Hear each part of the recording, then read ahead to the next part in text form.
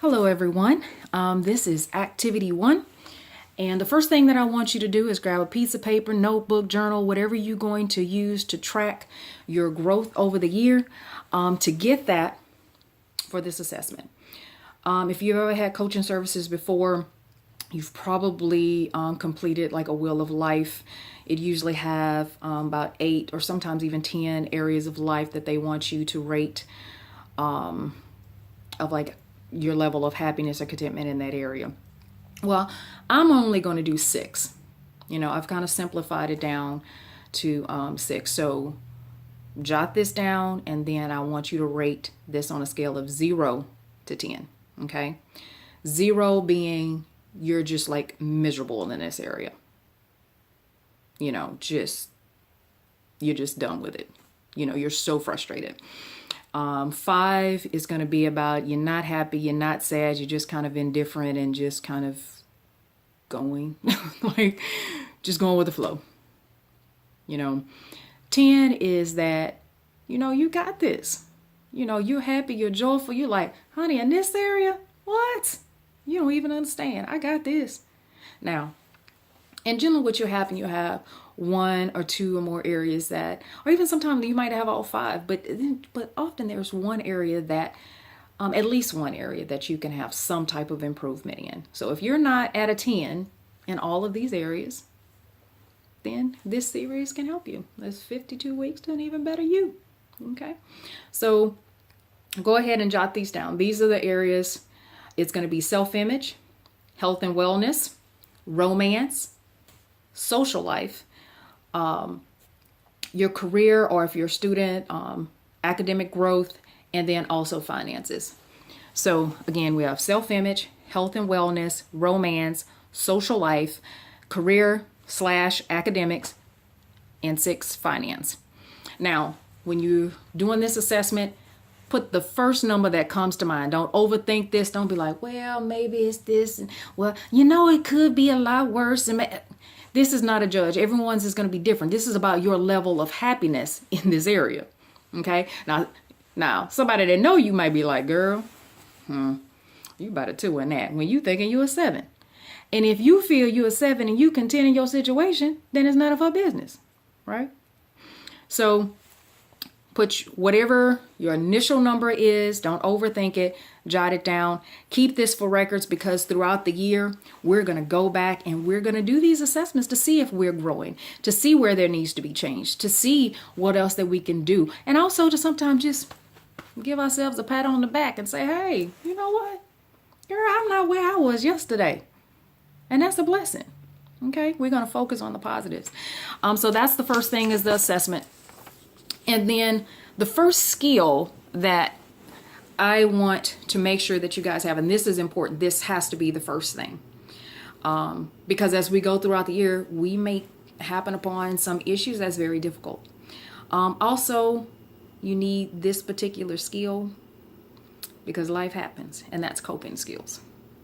You have to know how to cope with stress and the things that will inevitably happen in your life in a positive and effective way. And those 2 words are key: positive and effective. Now, we all have skills, whether we realize or not, that we use to help us to get our needs met, our survival skills, or to just cope with issues. And a lot of times they're not positive. I'm gonna give you an example. If you're going through a lot of financial stress and just things at home, and you decide to turn to, illegal drugs or alcohol, like excessive alcohol drinking to deal with your problems, that is not a positive coping skill, because that particular coping skill can cause you more problems. So then it just snowballs, and it's just this, cycle, that happens. That's not a positive coping skill. Another thing that people may do is, somebody make you mad, you just blow up, go off. You go from 0 to 100 in 5 seconds flat. Okay. Now, some of you may be like, well, what's wrong with that? Well, because if it can cause you new problems, is not a positive coping skill. So let's say you at work and your supervisor make you mad, and instead of following a regular protocol of going through HR and filing a complaint or talking to the person or whatnot, you go from 0 to 100. I mean, just blow up off the chain. In this society day and age, oh no, you just lost your job. Like security, security. Because they don't know what you're going to do. Then if you lose your job, then what? That wasn't a positive coping skill. An example of effective. A lot of times we know about skills, but if we can't use them when we stress, or they don't work for us when we are stressed, then they're not effective. Okay, yeah, I know about deep breathing. I know how to breathe. Okay, first of all, that's not how we do deep breathing. And if you're not doing it when you're stressed, then it's not an effective skill. It's not an effective skill for you. So those are two key components that we have to accomplish. And that comes about through habit. It comes about through practice. You know, you can't have an athlete that think that he's going to be on a professional level. He or she going to be on a professional level like, I am not going to go to any practice. I am not going to play through the regular season, but I'm going to show up at the playoffs and think I'm going to be successful. Now, you haven't been conditioned or anything. Yeah, that's good luck with that. Okay? It has to become second nature to you. It's like that muscle memory. Because when you're stressed, you're not thinking clearly. It's hard to think clearly. That's why this needs to be a habit, and it needs to become second nature to you. Okay? Over this week, I'm going to be posting different links and information, and I'll probably have another 1 or 2 videos about different coping skills and to show you how to do them or how to utilize them. So check back with me, and you have to just test them out and see what works for you. But the key is you need to practice this every day or at least every other day, not just when you're stressed, because it's hard to think about this and get focused on this. You have to do it when you're not stressed as well. And some of you may say, honey, I'm stressed all the time. You don't know my life. Well, guess what? I know what it's like to be stressed all the time. I'm at a place now where I have peace in my life, but it wasn't always the case. I have been through a lot. I mean, a lot. So I get it. Okay. And I am here to tell you, to be an example that you can find peace and happiness in your life. It's possible. Even when everything has gone wrong. Even when you've lost everything. Even when you're fighting for your life. Even, if your marriage has dissolved or whatnot, it can get better. Okay. So, also, if you're a parent, teach these skills to your children when they're young. Trust me, you will thank me later. Okay. Because when you're teaching them coping skills, then that teaches them how to self-regulate their emotions. And they need to learn that. Okay. And as a parent, it's your duty to teach them those things. That's what's going to help them to, when they're not in your presence, of how to deal with life, how to deal with kids and teasing and bullying or stress from, schoolwork, or they may struggle in a subject and what. Whoops. See, life happens, honey. We just gonna keep trucking. You need to teach them those things. Okay. So 2 of the things that I'm gonna go over of this 2 type of coping skills that I want to go over in this video is about 5 senses grounding and also straw breathing, or it's just a method of breathing. The 5 senses grounding is really good, especially when you're just, like when you kind of check out a little bit, or you're struggling with anger management or whatnot, or you're just dealing with high anxiety. It just kind of helps you to ground yourself of the moment of where you're at. It gets your mind focused on some other things to kind of help your brain get a little bit of time to reset and kind of calm down. Because a lot of times when we're upset, if we're dealing with high anxiety or if anger or whatnot, is just this cycle. We're feeding off of the negativity and the anger. Even when we're out of the situation. Have you ever just sat there and just fumed? You done made yourself madder. You didn't even start off that mad. The more you think, you know what? The more I think about it, what he should, and I should, and oh, they make me mad. See, sound familiar? See, I done been there. Okay, I understand. So that is why it's beneficial. So with 5 senses grounding, you're going to identify 5 things that you see. So, you know, and it's just looking around the room, the area, wherever you're at. And you don't have to even say this out loud. You're just thinking, okay, I see this, I see that. And make sure you get your 5.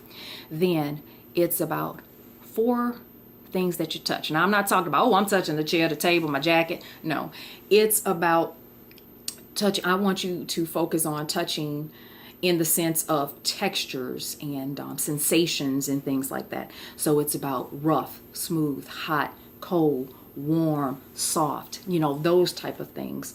3 things you hear. I love this, the hearing aspect, because sometimes you have to really focus. You know, now if you're in a busy area when there's a lot going on and stuff, you're like, oh, I hear car, I hear people talking, I hear the television, I hear the humming of, you know, electronics or whatnot. So that's one of my favorites. The other thing is about 2 things that you smell. That's another one that makes you really focus, like, what do I smell? And sometimes it might be, I smell my lotion, or I smell my hairspray, or, you know, hopefully it's not like any bad smells, but it just, you know, you have to focus on 2 of those. And then 1 thing that you taste, whether it's if you just had, you know, if you just had lunch, you know, if you just brush your teeth, you know, toothpaste or whatever. Of all worst case scenario, you know, it's get creative. Okay. So take a sip of something like this. I got my water. I taste water. I taste nothing. So, and that's how you do that. And that's something that you practice, especially if you're going to use all 5 senses. You have to get in practice of that, or you're not going to remember, like, you know, what they are. And it's not so much of, and it's not necessary to absolutely have to do it. Has to be 5 things that you see, or 4. If you switch them up, it's fine. Or you can just use one of these things and just focus on, okay, what do I feel? Like, what do I, you know, the things that I'm touching, you know, and focus on that. So it's okay to do just 1 or 2 of them without doing all 5. The other thing is straw breathing. And I call it straw breathing just because I use a straw to get you to focus on how I want your lips to be. Like you're blowing through a straw. Okay. So you're going to breathe in very slowly and deeply in through your nose.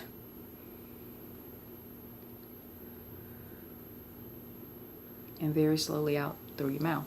I love doing this with younger kids because I actually generally turn it into a game with them to help them just learn how to do the technique of breathing. And what I usually do in it, really? See, we just gonna keep trucking now, because that's how I roll. I don't let things get me down, you know, too often. Now, there's sometimes, you know, I have a meltdown for like an hour or 2 and then I'm all right. But you just have to keep going. I'm not even, before I even do this day has been crazy, but I'm still smiling. I'll keep going because I have broken a nail. I also do photography, and when I was trying to put up something like a backdrop behind me, I broke my stand. It was like, really? You know, I just got called in for PRN, so as soon as I finish with this video, I have to try to go to work to fill in for somebody who called in. And so it's just a crazy day. But, honey, I'm smiling. It's going to be all right. It's going to be all... Okay, I'm sorry. See, that's me. You guys going to get used to that. You know, you just don't know what I'm going to do. All right, so let's get back to the straw breathing. All right, I just tear a piece of paper, just a little strip. Okay, and like if I'm working with kids, we kind of do it as a competition, you know, of how long that you can go in a deep, slow breath. You got to fill up your lungs and then blow out slow. And let's see who could blow out the longest. And that's how I do it with them. And so I take it, and kids cheat, by the way. If you do this with your children, kids cheat. Watch their chest to see if they're taking a second breath and whatnot, because they will cheat on you. Okay, and so I just take this and I do this to blow it so I can see the air that is moving to make sure that they're actually blowing. So it's just like, and I'm not going to do it as long, but you would just take a deep breath in and then blow out like you're blowing through a straw. You can even cut up the straw in like smaller, shorter lengths, and give to the kids so they can just get used to the technique. And it's just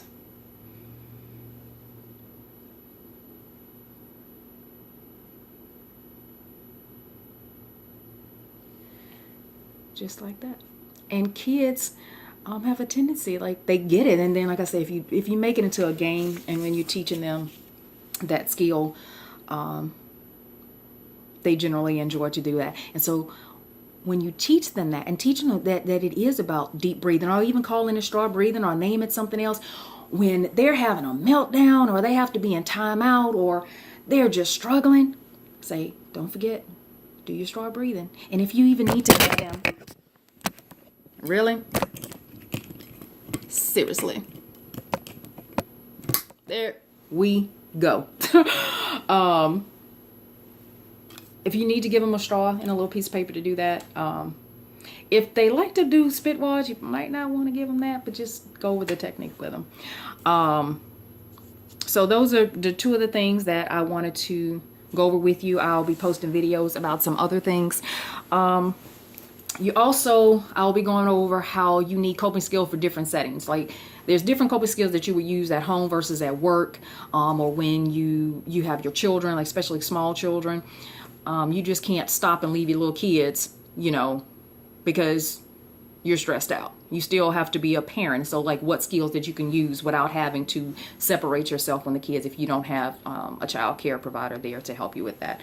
Also, let's say if you work, for example, you working in retail, a customer coming up just cussing you out and like for no reason, and you're just like, you really want to cuss them out, but that's a negative coping skills. Don't do that. And skills that you can use, because you just can't walk away. You can't just go start listening to music. Music is a coping skill, or start drawing or whatnot. The deep breathing, or the 5 senses, where you're thinking about these things, you're looking at them, but you're also looking using your peripheral vision, and it's like, okay, I see 5 things. Not 5 things that you want to hit them with. 5 things in the room.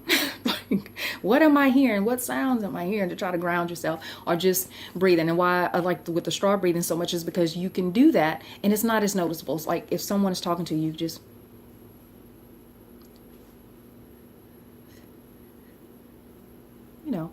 like that. And then once you're finished with them and you have a break, like, then you can just kind of go let it out. Okay, so, but stay tuned. I'm going to have some more information. Thank you for just understanding about this little setup. I don't know what it's doing, but as I said, we're just going to work through it, and I will be back with another video soon, in the next day or two. So have a great day. Bye.